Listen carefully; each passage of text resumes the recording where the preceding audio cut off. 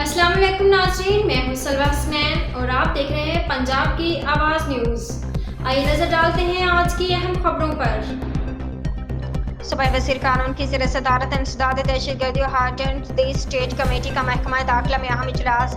Secretary दाखिला पंजाब नूरुल अमीन मेंगल ने इजलास को अमन अमान की सूरत हाल के बारे में ब्रीफिंग दी। इजलास में additional IG Punjab Chaudhry Sultan, CTT, safe city, SP, यू एक्साइज और कानून नाफिज करने वाले इदारों के अफसरान की शिरकत। इजलास के दौरान पंजाब में नेशनल एक्शन प्लान पर अमल दरामद का जायजा लिया गया। इजलास में सूबाई वज़ीर को सूबे में क़याम अमन के हवाले से तफसीली ब्रीफिंग दी गई। CTT पंजाब ने सूबा के बॉर्डर एरिया अजला की सिक्योरिटी पर ब्रीफिंग दी। साल 2024-25 में 454 मुकदमात का अंदराज किया गया। 488 मुलजमान को चालान, 226 को सजाएं दिलवाई गई।